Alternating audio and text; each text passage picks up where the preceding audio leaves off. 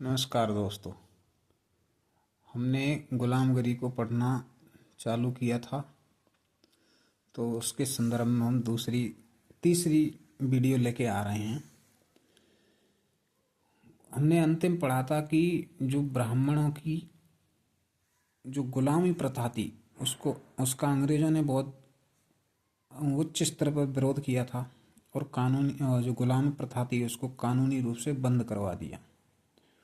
और आगे ज्योतिराव जी ने कहा था कि जो ब्राह्मणों की आदि माता ब्राह्मणी थी, उसकी उत्पत्ति ब्रह्मा जी के किस अंग से हुई, उसके बारे में मनु ने अपनी मनुस्मृति में ऐसा कुछ प्रदर्शित नहीं किया।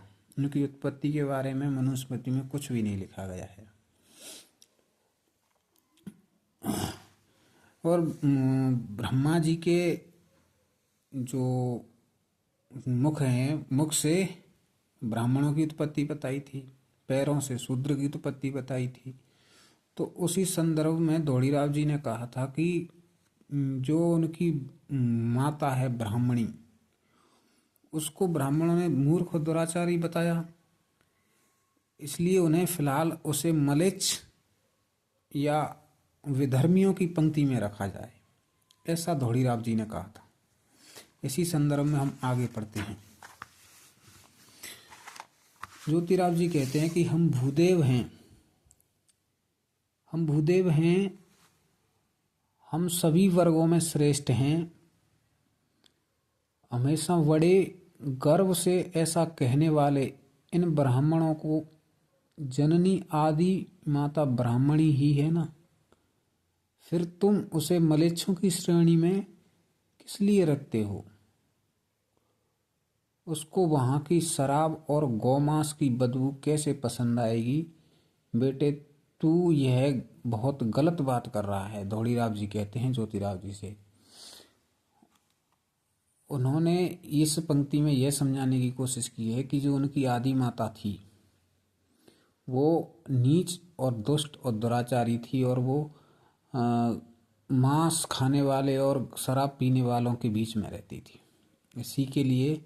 इसी संदर्भ में धोड़ीराव जी कहते हैं कि आपने ही कई बार सरेआम सभाओं व भाषणों में कहा है कि ब्राह्मणों के आदि वंशज जो ऋषि थे वे श्रद्धा के बहाने गौ की हत्या करके गाय के मांस से कई प्रकार के पदार्थ बनवा करके खाते थे, और अब आप कहते हैं कि उनकी आदि माता को बदबू आएगी। इसका अर्थ क्या है? आप अंग्रेजों के शासन को लंबे समय तक चलाने की कामना कीजिए और कुछ दिन के लिए रुक जाइए, तब आपको दिखाई देगा कि आज के अधिकांश मांगलिक भिखारी ब्राह्मण ऐसा प्रयास करेंगे कि रेसिडेंट गवर्नर आदि अफसरों की उन पर ज़्यादा से ज़्यादा कृपा हो, इसलिए वे ब्राह्मण अपनी मेज पर के बचे कुचे गोश्त के टुकड़े बुलेटर को भी लेने नहीं देंगे। क्या आपको यह मालूम नहीं कि अब तो कई महार लोग बुलेटर ब्राह्मणों के नाम से अंदर ही अंदर फुसफुसाने लगे हैं। मनु महाराज ने आदि ब्राह्मणी की उत्पत्ति के बारे में कुछ भी नहीं लिखा, इसलिए इस दोष की सारी जिम्मेदारी उसी के सिर पर डाल दीजिए। उसके बारे में आप मुझे क्यों दोष दे रहे हैं कि मैं गलत सलत बोल रहा हूँ? छोड़िए इन बातों को, आगे बताइए। इस बारे में ज्योतिराव जी कहते हैं कि अच्छा, जैसी आपकी मर्जी, वही सच क्यों ना हो।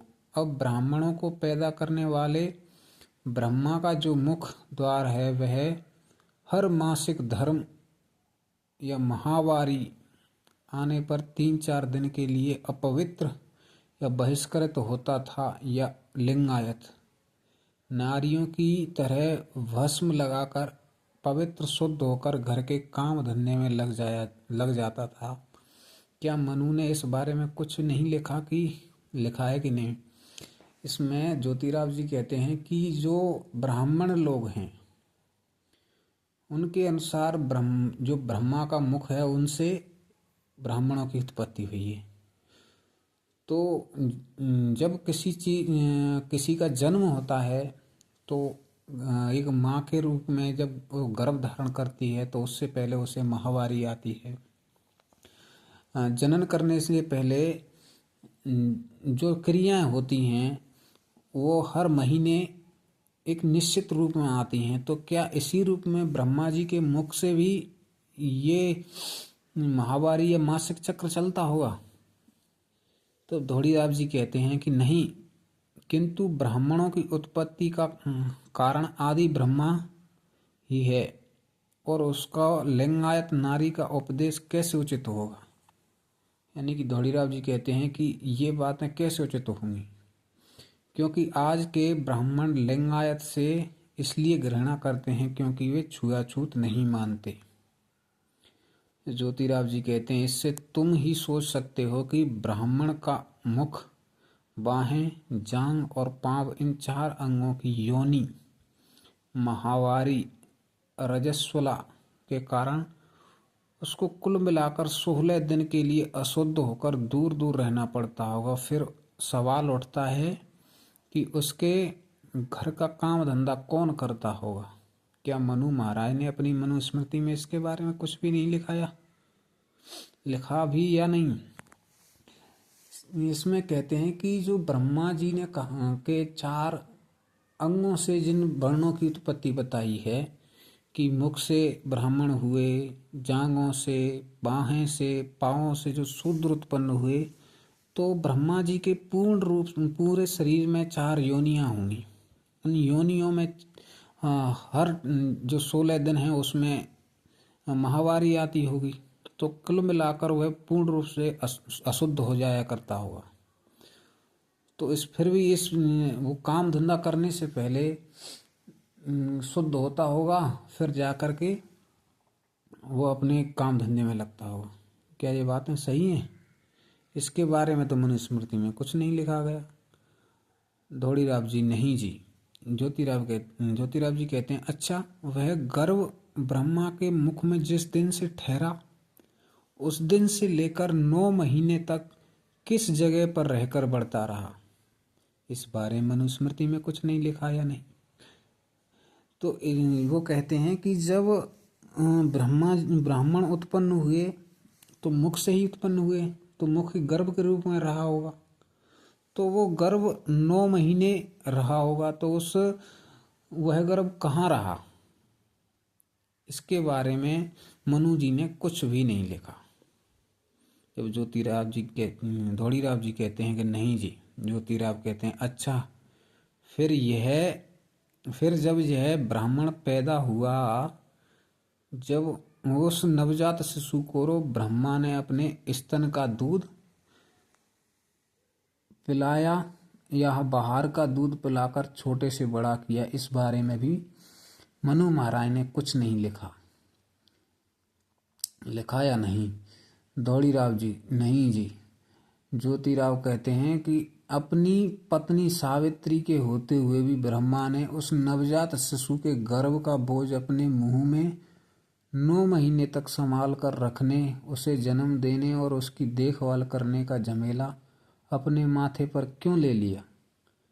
ये कितना बड़ा आश्चर्य है। यानी कि वो कहते हैं कि जो ब्रह्मा जी की पत्नी थी सावित्री, उसके होते हुए भी उन्होंने अपने मुंह में गर्भ को धारण किया। ऐसा क्यों? उन्होंने ऐसी क्या मजबूरियां फंसी कि उनको ये गर्भ मुंह में धारण करना पड़ा। तो धोड़ीराव जी कहते हैं ब्रह्मा के शेष 3 सिर इस झमेले से दूर थे या नहीं, आपकी राय इस बारे में क्या है? उसको इस तरह से मां बनने की इच्छा क्यों पैदा होगी? दोस्तों, इस पर विचार कीजिए और आगे की वीडियो हम कल बनाएंगे। धन्यवाद।